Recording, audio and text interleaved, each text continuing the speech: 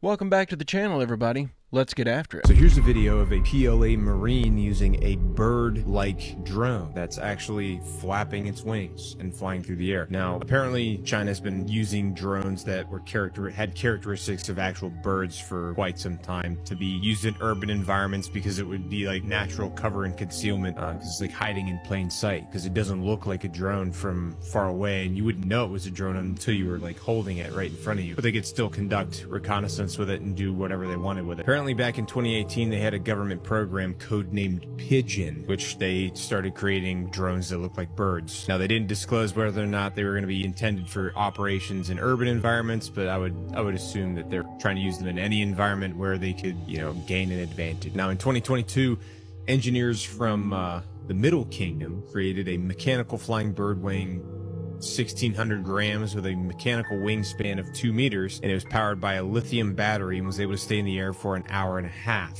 Pretty crazy stuff. That was pretty crazy. I knew the government probably had something like this that they were working on, and we've all heard the wild-eyed conspiracy theorists screaming that the birds aren't real for years. I just assumed that the technology would only allow something like that to work with propellers, and that would have a much more limited runtime, like 20 minutes or something. That thing flies using wings just like the bird it's imitating and can stay in the air for an hour and a half. Why aren't we getting that technology? This makes me wonder what other types of drones they have that we aren't aware of, and in what other ways are they surveilling us? Hey everybody, what's going on?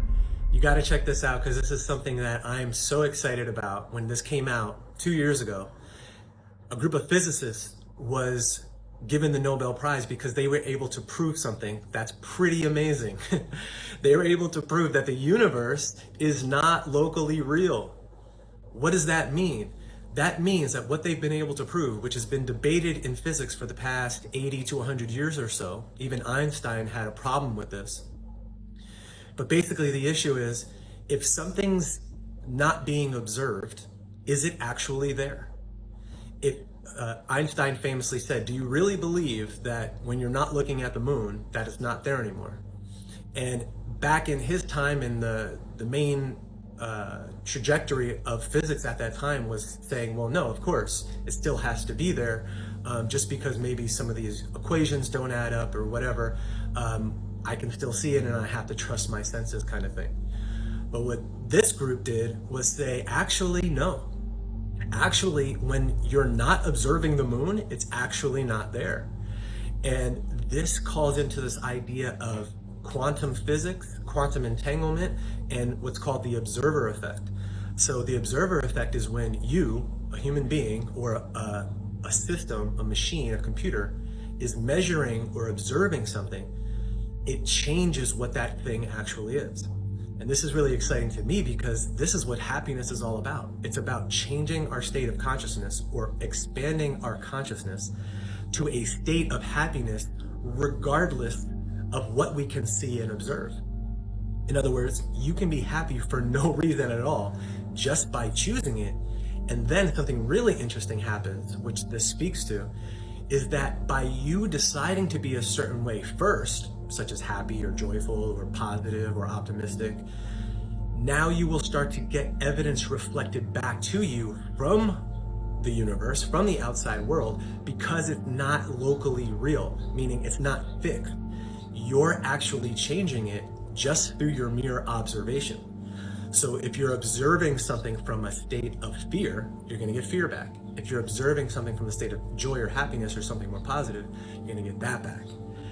That's amazing because they've been trying to get this essentially squared away for a very long time. And in 2022, it happened, showing and proving, they proved it, that the universe is not locally real and that we actually have a conscious creative power. They're not going as far in this article to say that, but what they're hinting to is that we have conscious ability to create what we experience, if for nothing else, just through the perspective or the lens that we're viewing it through.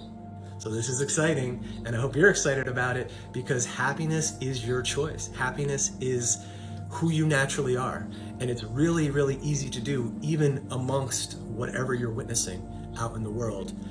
And there's a whole process that I teach people. If you're interested, you can click the link in my bio or consider following me and liking this video.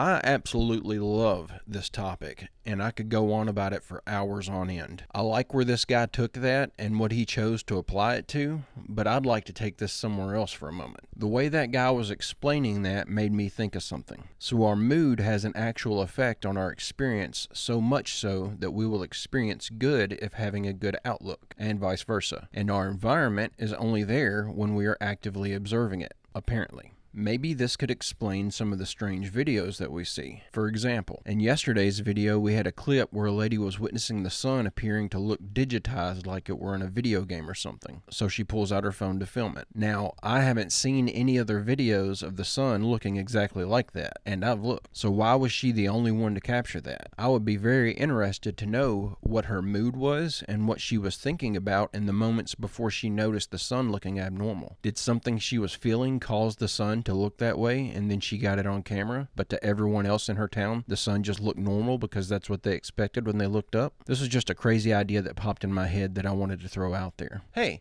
if you're enjoying this video and you like this kind of content, I post a new one just like it every day, Monday through Friday at 3 p.m. It'd be awesome if you'd hit that subscribe button and come back to join me on Monday. Also, don't forget to check out the podcast. The link is in the description. Isn't it rather peculiar that the USA claims to be a Christian nation but has the Egyptian pyramid on its American dollar? Don't find it strange that the pyramid is detached from its tippy top, which is also called the apex, and replaced by what looks to be a third eye? It's not strange to me because it's my theory that America is ancient Egypt. Ancient Egypt is the land of the dead. The land of the dead is often referred to as the land of reincarnated souls. Anyways, for those who don't know, Anubis is the ancient Egyptian god often depicted as a dog who is the protector of the dead. Isn't it funny that God is just dog spelled backwards? Or that teachings about God are called church dogma?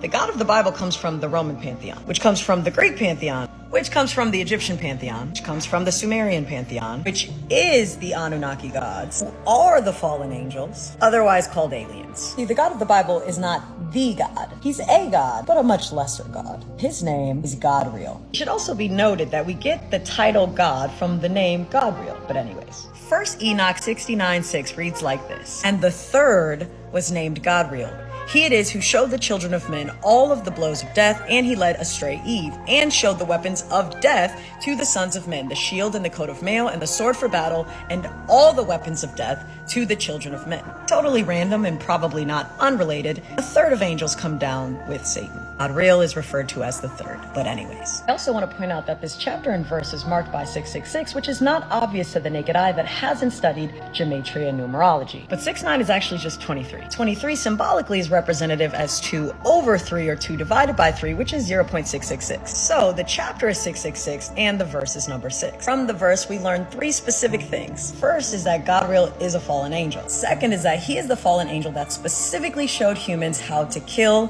and how to make weapons. And third, and finally being the most important, he is the fallen angel that deceived Eve. But if he deceived Eve, who created Eve? Genesis 1:26, the God of the Bible says, "Let us make man in our image, in our likeness." We've already covered that the God of the Bible is Godreal. But who is us? In the English translation of the Bible, you have no idea, and of course they want it that way. But in the Hebrew translation, we learn that us is Elohim. El is God singular, but Elohim is God plural, or gods. Putting all of that together then, a lesser god by the name of Godreal, from which we get the title God, is one of the fallen angels who created some type of something in their image and likeness, who also later deceives Eve and the whole of mankind. Wait, so you're telling me that the good guys are the bad guys? And that the bad guys are the good guys?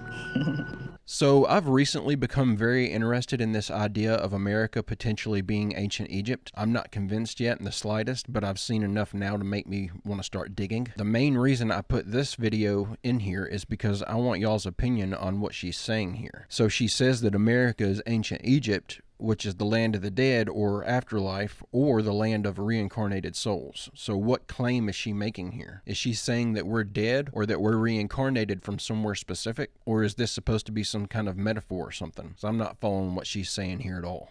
5 absolutely mind-blowing Mandela effects. Number 1, where's your kidneys located? Lower back or in the rib cage? It's in the rib cage. Yes, it's not lower back. There's no boxing kidney shot anymore where you go round the body. It's in. If you don't believe me, go Google it, let me know. Number 2, where's your heart located? if you said on the left-hand side, then you're from the reality that I'm from, which isn't the reality we're in right now. Because the one we're in right now, it's in the centre, slightly to the left, as the picture. Bonkers. Number 3, let's forget about the headbands. Apparently he never had a headband anyway, but also this guy just died again. Richard Simmons died on the 13th of July, 5 days ago. But he's died again, because if you're like me, you'll remember him dying years ago. Number 4, Patrick Swayze. When did he die? Did you think he died in 2009? Same year as Michael Jackson? Just 3 months after Michael Jackson, in fact? Didn't happen. Didn't die that long ago. Let me know what you think. And last one. We've got any Wizard of Oz fans out there? Because the Scarecrow apparently had a gun. Does anybody ever remember that? The kidney one got me. My wife knew exactly where they were, but she's a nurse. The heart one, I feel like, is something you pick up as a kid from games like Operation and children's book illustrations and stuff, and then you learn as a young adult that you're misinformed. I do remember Richard Simmons wearing a headband, but he didn't pass until recently. The Patrick Swayze one, that one really threw me for a loop, so I had to go actually look that one up, and according to Google, we did lose Patrick Swayze in 2009. So this guy who made this clip may be making some of these things up. But also, the Scarecrow in The Wizard of Oz, I had to look that one up too, and that one was true. That's crazy. Totally don't remember that. They're trying to make this dentist look psycho for telling people how they can prevent their cavities and strengthen their enamel without all the crap these big corporations in America are trying to sell you. Hear what she has to say. See, this outer hard layer, the enamel of our teeth, is really made up of lots of little crystals. And if we can put minerals back into our teeth, they will recrystallize and regrow this enamel layer that is our protection. It's the covering over the outside of teeth. If you have sensitive teeth, this is what you need to do. She goes on to talk about calcium carbonate and sodium bicarbonate. Calcium carbonate is actually a natural mineral that's found in rocks. It helps strengthen your enamel and also neutralize the acids in your mouth to protect from cavities. Sodium bicarbonate helps fight your bad breath and remove any stains that you have on your teeth. I'm talking about this because so many of our department store toothpaste have harsh chemicals in them. Guys, if you have any of these in your toothpaste, you need to throw it out ASAP. It's so strange that none of our toothpaste have calcium carbonate and sodium bicarbonate. So that to me says that they don't want us to have it, which makes sense because the dental industry is literally going to hit $254 billion by 2032. They want you to keep coming back to the dentist. They want you to have cavities. They want you to spend your money when you can be using a more natural toothpaste that has sodium bicarbonate and calcium bicarbonate. So you're actually fighting your cavities and you have your teeth looking amazing. This makes complete sense. I was told my entire life to brush my teeth 3 times a day or I'd lose the enamel on my teeth, and once it's gone, you can't get it back. Then I find out as an adult that was all complete horse crap. So why, if they have these studies, is every toothpaste on the shelf not advertising that they have these regenerative minerals in them? It's just another example of planned obsolescence, like them making a dishwasher that only lasts 5 years and then falls apart. They want you to buy a new dishwasher every 5 years, just like they want you to keep going back and buying each new type of toothpaste because you haven't seemed to find one yet that actually works. By the rate of Doppler change that those signals come back, we can actually gauge the speed of that aircraft. Some of the things that I witnessed that were very interesting about radar is that we would be able to track aircraft all the way down to the ground, and I do mean all the way down to the ground at distances of around 100 miles. And now that I know the calculation curvature, 100 miles is 6,666 feet of curvature, of drop. That is literally impossible because radar works at microwave frequencies, 2 to 6 gigahertz or even higher, anywhere in the microwave spectrum, and it is absolutely reliant on it being line of sight, meaning if you can't see it, it don't work. When you take into consideration that we're able to track aircraft from, whatever altitude they're coming in at, all the way down to the ground at a target 100 miles away, and knowing that that target should be 6,000 plus foot below the curvature, that kind of eliminates the ball model. Well, in air traffic control, they have 2 different types of radar. There's a short range, but airport-based radar goes out to 60 miles. And then for the long flights and high altitude and off coast, it can go out to, it's en route radar, and it can be 200 miles. So they can detect targets 200 miles away. So in radar, the point is it has to be able to have a direct line to the airplane. So with regards to the shape of the Earth, I never thought about it as I worked for 24 years. You didn't say, wait a minute, I think that target is too low for me to see at that distance. Nobody ever even thinks about that. But in reality, now knowing what must be if we live on a ball, the fact is that at even just 180 miles, any airplane below 26,000 feet, if the radar can see it, the Earth is not a ball, period. End of story. And does that happen very often? 1,000 times plus a day. 1,000 times plus a day, somebody calls up, somebody comes from offshore. There's a whole class of aircraft that are not pressurized. They can't fly above 11,000 feet. The pilot will pass out. So they operate at and below 10,000 feet, no matter what. And no matter what the weather is, they just can't operate up there. And there's hundreds of thousands, if not millions of these airplanes still operating all the time. And so they'd be coming in at 6,000, 7,000, 8,000 feet from like Bermuda or beyond and say 180 miles from Miami. And I said, Roger. And every time they do that, they prove the Earth is flat. And they don't know it, but it's absolute undeniable proof. 26,000, and at 200 miles, 29,000. I mean, there's a lot of commercial flights are never at 29,000 coming in from 200 miles out. So, over and over again. I don't really have a lot to add on this. I just thought that this was another example of flat earth evidence that I can't seem to explain away. Does anyone have an explanation on this one? I know we've got some people in the audience who really don't like it whenever I post any kind of flat earth stuff in these videos. Y'all specifically, can you leave a comment and make this one make sense to me? Commissioned by Pope Paul VI in 1965 and completed in 1977, La Resurrezione is a dramatic depiction of Christ rising from the turmoil of an atomic explosion. At 66 feet wide and 23 feet high, this sculpture dominates the stage of the Pope Paul VI Audience Hall, serving as a backdrop for papal audiences and significant events. Pericle Fazzini, known for his dynamic and expressive style, was chosen for this project. His vision, he claimed, was to create a sculpture that not only embodied the resurrection of Christ, but also resonated with the contemporary world, a world shadowed by the threat of nuclear destruction. The figure of Christ, cast in bronze, emerges from the abstract chaos with an almost expressionless face. His outstretched arms and upward gaze draw the viewer's eyes towards the heavens. Fazzini's work, while undeniably bold, can be polarizing. The chaotic forms and the depiction of an atomic explosion as the backdrop for Christ's resurrection are jarring for those accustomed to more classical interpretations. Something is going on with the Catholic Church. I don't mean to offend any Catholics that we have watching, but y'all's Pope and all the upper management seem about as corrupt as the ruling class here in America. It looks like the leaders of the church need to start following the teachings of the church. There's just no reasonable explanation for spending church funds to commission a statue of a disfigured, mutilated-looking Jesus. Anyone with the slightest bit of common sense can see how that's in poor taste. Good afternoon. My name is Jerome Nelson.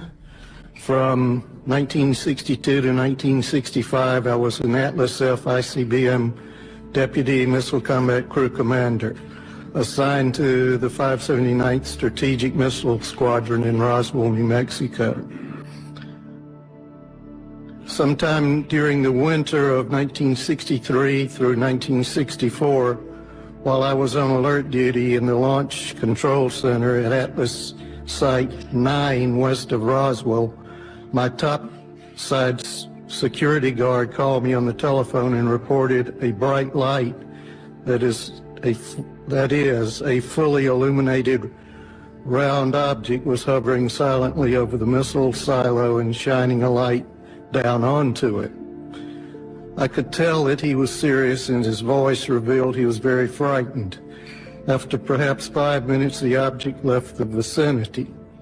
Even before it left, I called the base command post at Walker Air Force Base and reported the incident. I was concerned the object would somehow sabotage the missile. I was surprised by the response I received, being told that the command post would take the unauthorized excursion under advisement. I was never debriefed by my commander or anyone else, which I found quite puzzling and frustrating. Over the next month or so, this type of incident occurred several more times while I was on duty at Site 9. I would estimate the total number as more than 3, but fewer than 10. On each occasion, I would call the command post, but each time my report was met with the same apparent indifference. During each of these incidents I witnessed, the guard would call the Launch Control Center and report the UFO. Several guards were involved over time and were all obviously frightened by the object hovering over the site. Their voices were actually trembling. Because of my duties in the Launch Control Center, I could not go topside and look at the objects myself.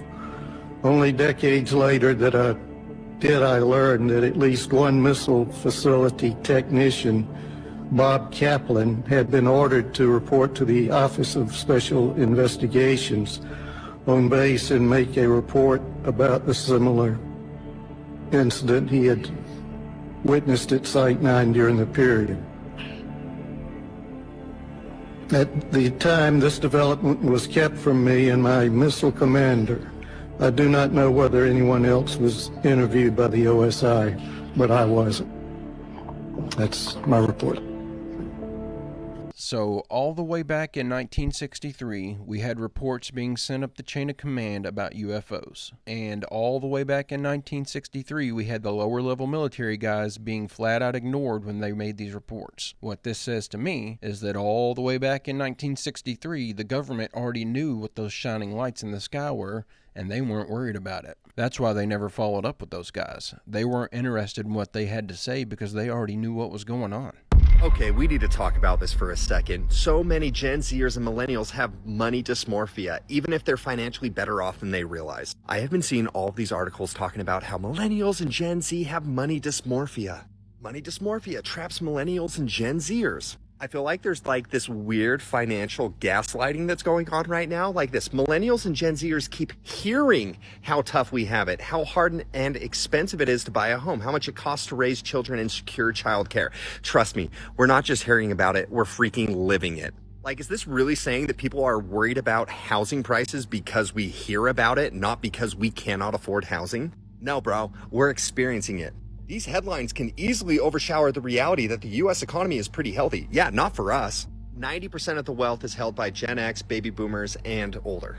Glad everything's working out for you guys, but nothing is affordable for us. I think the saddest thing about this, though, is they're saying 45% of millennials and Gen Z that were surveyed reported being obsessed with becoming rich. And if you don't think that's correlated to the fact that millennials and Gen Z have the highest rate of depression, I don't know what to tell you. It just sucks because we live in this weird paradox where it's like you're going to be happier if you don't stress about money, but you have to pay to survive, and so you need to stress about money or else you're going to be homeless and you're going to die. But I just can't get over this gaslighting. We're just hearing how tough it is. My wife out, we went to freaking Smash Burger. She got a burger and fries and it was $17.